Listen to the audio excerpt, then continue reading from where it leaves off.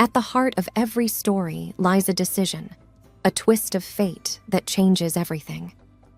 I used to believe in the fairy tales of love, trust, and shared dreams. But when betrayal hit close to home, it reshaped my world in ways I could never have imagined. This is a tale of corporate challenges, hidden vendettas, and personal revelations. Dive into a journey that took me from the comforting arms of love to the cold clutches of revenge, and, surprisingly, back to the warm embrace of understanding and redemption. If you've ever been caught in the crossfire of love and ambition, this story might just resonate with you. Join me as I navigate the intricate web of emotions, decisions, and consequences that fate spun for me. My name is Hannah, and this is my story. The morning the betrayal came to light started innocuously enough. It was a Wednesday, the middle of a work week, and my morning coffee had just finished brewing. But with the sound of my phone buzzing on the kitchen counter, my life was about to take a dark, unexpected turn. An anonymous email hit my inbox, and the contents shook my world to its core. "Hey there," it began. "You don't know me, but I thought you should know about your husband's little secret venture. Check the attachments." Curiosity piqued. My fingers trembled as I clicked open the attached documents. What unfolded before my eyes was evidence of my husband, Richard, secretly funneling company funds into his private account. Funds from the company I had dedicated the past decade of my life to. I felt like I was free-falling. A mix of anger, pain, and confusion bubbled up inside me. How could he do this? I whispered to myself. After everything we built together? It didn't take long for the scandal to explode. Word got out, and the board members were swift in their actions. By the end of the week, I was let go. The fall woman for a betrayal I had no part in. Richard disappeared, leaving me to deal with the fallout. Friends who I thought were genuine began to distance themselves. The life I had built was crumbling around me. Months later, after drowning in depression, I decided to rebuild. Not for Richard, not for my old life, but for myself. I started at a new company, Fresh Start Tech, and things began looking up. Every night, as I went to bed, I'd tell myself, tomorrow will be better, tomorrow will be brighter. And then, as if by some twisted joke, he resurfaced. Richard, after laying low for months, had the audacity to apply for a position at my new company. And here's the kicker. He didn't know I worked there.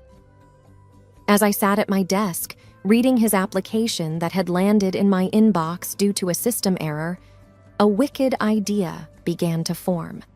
Karma is about to make a U-turn, I said to myself with a smirk. Pulling up the email, I began typing, "Dear Richard." And just like that, my plan was set into motion. What followed was a series of events that I can only describe as fate's sweetest revenge. I leaned back in my chair, formulating my thoughts. The office was quiet, save for the hum of the air conditioning. The dim lighting from my desk lamp illuminated Richard's resume, making me think of all the possibilities. "Dear Richard," I began. "Thank you for applying to Fresh Start Tech. We're intrigued by your application. We would like to schedule an interview. How does tomorrow sound?" I hesitated before hitting send. Is this really what I want? I asked myself, feeling a pang of guilt. But then, images of my past, losing my job, my reputation, and everything I had worked so hard for, flashed before me. I clicked send before I could second-guess myself any further. The reply came sooner than I expected. "Tomorrow sounds great," Richard responded. "I'm looking forward to it." His signature at the end, with that familiar pompous flair, reignited my determination. I pulled Jane, the HR head, into my office. "You remember Richard, right?" I began, explaining the whole fiasco and my plan to her. Jane, a fierce protector of her employees and a woman scorned once too often herself, was immediately on board. "Let's make him squirm," she said with a wicked grin. The day of the interview, I felt an odd mix of excitement and anxiety. My heart raced as I took my position behind the one-way mirror of the observation room, adjacent to the interview area. Jane was to lead the interview, but I would be watching his every move, every reaction. Richard walked in, looking as confident as ever. The arrogance in his stride was just as I remembered. Jane began the interview in the most ordinary way, asking about his experience, why he wanted to join Fresh Start, the usual stuff. But then, the questions started becoming more personal. "How would you handle betrayal from someone you trust?" she asked, eyeing him intently. Richard shifted uncomfortably, clearing his throat. I believe trust is the foundation of any relationship, be it professional or personal," he stuttered, clearly caught off guard. Jane continued. "Have you ever faced a situation where your integrity was questioned?" His face flushed, beads of sweat forming on his brow. I suppressed a smirk, taking a sip of my coffee. The show had just begun. He struggled through the rest of the questions, the atmosphere thick with tension.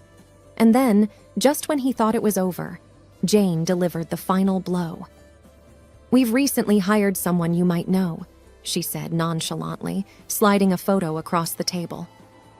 A photo of me, taken during a recent office party. I could almost feel the blood drain from Richard's face.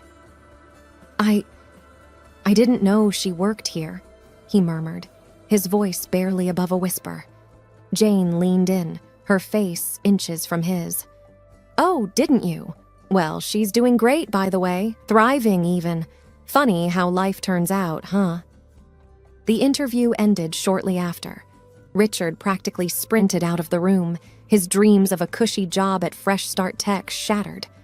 As the door closed behind him, Jane walked into the observation room, her face beaming. "That felt good," she said, high-fiving me. I smiled, taking a deep breath. "It's a start," I replied. "But I've got a feeling this is just the beginning." Word quickly spread around the office about Richard's disastrous interview. My colleagues were supportive, their whispers of encouragement mingling with disdain for Richard's audacity. For once, office gossip was on my side.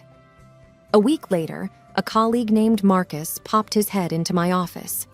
"Heard you're a coding genius," he started. I raised an eyebrow in surprise.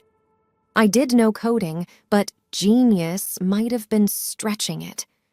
There's an anonymous blog going around about Fresh Start's successes and failures.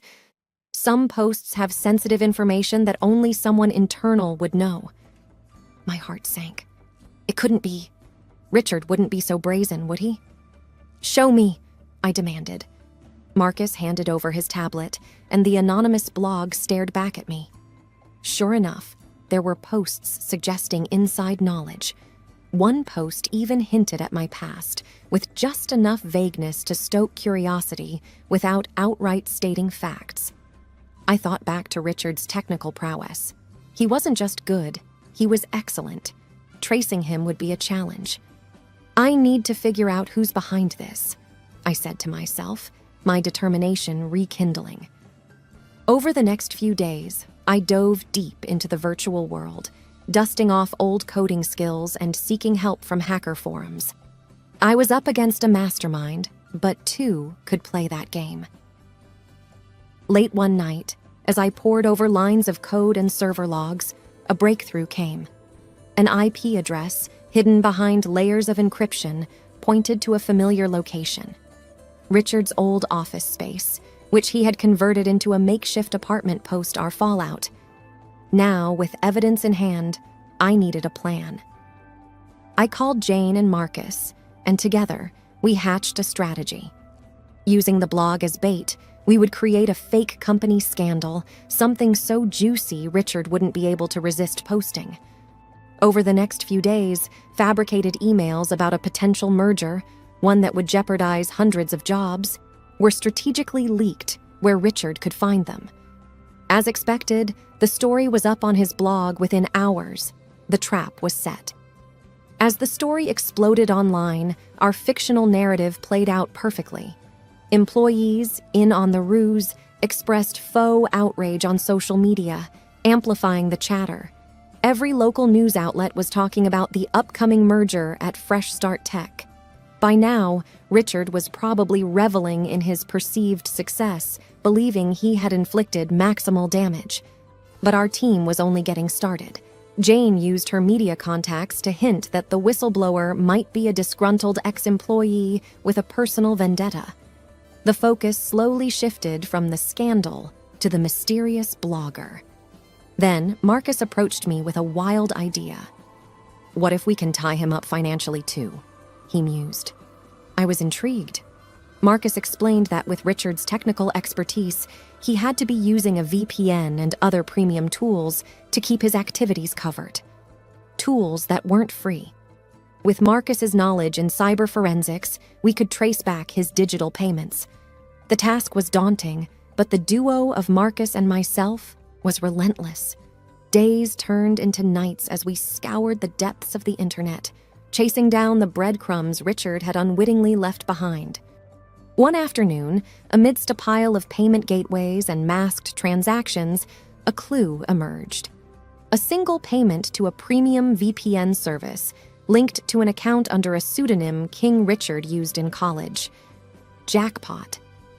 But how would tying him to a VPN payment make a difference? Here's the twist. Using VPNs for malicious activities violated the terms of service of most providers. If we could prove Richard's misdeeds and report them, not only would he lose his cover, but he would also face hefty fines. Gathering all our evidence, we approached the VPN provider. To our delight, they were extremely cooperative, condemning any misuse of their services. Within days, Richard's service was terminated and a significant fine was levied on him. We didn't stop there. We also sent all our findings to other tools and services he had used, ensuring a domino effect of penalties and account closures. Meanwhile, the fake company scandal had served its purpose. The media had grown suspicious, and when no concrete proof of the merger surfaced, they realized they'd been played. Articles began popping up, discrediting the mysterious blogger and his dubious sources. Feeling the heat, Richard finally posted a retraction on his blow, apologizing for spreading misinformation. However, the damage to his credibility was done. His reputation as a reliable source was in tatters. One evening, as I relaxed in my living room, a soft chime alerted me to a new email. The sender, Richard, the content, an apology. He wrote about his regret, his realization of the harm he'd caused, and his desire to make amends. I sat there for a long while, staring at the sincere words on the screen. Part of me wanted to gloat, to revel in the satisfaction of my revenge. But another part, a part I had tried to suppress, remembered the love we once shared. Torn between past emotions and the pain of betrayal, I finally typed a short response. Apology noted. Fresh Start Tech began to flourish in the weeks that followed. Our fake scandal not only brought us into the limelight, but inadvertently acted as free publicity. Applications poured in, sales skyrocketed, and morale around the office was at an all-time high. Yet, amidst the booming success, I couldn't help but feel a void, an emptiness that no amount of professional triumph could fill. After one particularly draining day, I found myself driving aimlessly through the city, lost in thought. The bright city lights, the buzz of traffic, and the distant hum of nightlife created a mesmerizing atmosphere. As I drove, my car seemed to have a mind of its own, guiding me to a familiar location, the coffee shop where Richard and I first met. The place held so many memories, from nervous first date jitters to late-night conversations, planning our future together. Walking in felt like stepping into a time capsule. The same vintage decor, the faint aroma of freshly brewed coffee, and a soft jazz number playing in the background transported me to a happier time. I found a secluded booth at the back and ordered our usual 2 cappuccinos with a hint of cinnamon. As I sipped my drink, The past played before my eyes. I remembered the good times, the dreams we built, and the life we once envisioned. But the lingering taste of betrayal overshadowed all the sweet memories. Lost in thought, I almost didn't notice him. Richard, sitting a few booths away, his face buried in a book. Our eyes met, and for a moment, time seemed to stand still. No words were exchanged, but a million emotions flitted across both our faces. Taking a deep breath, I walked over. "Mind if I join you?" I asked hesitantly. He looked up, surprise evident in his eyes, but he nodded. The conversation that followed was a roller coaster. We laughed, cried, reminisced, and confronted our demons. Richard explained his spiral into deceit, driven by a misguided desire to protect our future. He spoke of his guilt, his nights haunted by remorse, and the realization that he had destroyed the very thing he aimed to safeguard. I listened, my heart warring between anger and empathy. "Why come back? Why apply to fresh start?" I finally asked. He sighed. "It was a desperate attempt to correct my mistakes, to be close to you again. But I realize now that some bridges, once burned, can't be rebuilt." The hours flew by, and as dawn approached, a new understanding formed between us. We may not have a future together, but we could find closure and move on with our lives. Before parting ways, Richard handed me an envelope. "I sold some assets," he began. "This is to cover the funds I misused. It's not much, but it's a start." Opening the envelope, I found a check and a letter detailing his plan to repay every single cent he had taken, even if it took him a lifetime. As I walked away from the coffee shop, the weight on my shoulders felt lighter. The chapter with Richard might be closed, but a new chapter was waiting to be written. Life at Fresh Start Tech progressed at a rapid pace. My revenge plot and the emotional rendezvous at the coffee shop seemed like distant memories. Yet, subtle changes became evident in the way I approached work and relationships. Jane noticed first. "You've changed," she observed one day. "Not in a bad way, just different." She was right. The ordeal with Richard had inadvertently taught me the value of forgiveness and the impermanence of grudges. As weeks turned to months, an exciting project landed on our table. Fresh Start Tech had been approached by a nonprofit to develop a software solution for underprivileged children to gain access to quality education. The stakes were high, but so was the potential impact. I threw myself into the project, channeling all my energy and focus. My personal experiences had taught me the importance of second chances, and I was determined to provide one to these children. One evening, while brainstorming ideas with the team, Marcus made a surprising suggestion. "Why not involve Richard? He has the skill set we need." I was taken aback. Trusting Richard professionally after everything felt risky. But then, the memory of our conversation at the coffee shop and his genuine remorse surfaced. The next day, I found myself dialing Richard's number, an action I hadn't anticipated. His voice on the other end sounded surprised but hopeful. Explaining the project, I offered him a consulting role. He accepted without hesitation. "Thank you," he murmured, the gratitude evident in his tone. The project was a whirlwind. Days were filled with coding marathons, brainstorming sessions, and endless cups of coffee. Richard, true to form, was a genius. His expertise was invaluable, and it became clear that his involvement was crucial for the project's success. As the software took shape, something unexpected happened. The walls between Richard and me, constructed from pain and mistrust, began to crumble. We weren't returning to old romantic patterns, but a new, stronger bond of friendship and mutual respect emerged. The day our software launched was one of profound triumph. Thousands of children would benefit from it, and Fresh Start Tech received accolades for its philanthropic venture. At the launch party, Richard approached me, a bottle of our favorite champagne in hand. To new beginnings, he toasted. I nodded, clinking my glass against his, and to second chances. The journey had been long and tumultuous, from love to betrayal, revenge to forgiveness, and estrangement to camaraderie. But as I stood there amidst the celebration, I realized something crucial. Life is never a straight path.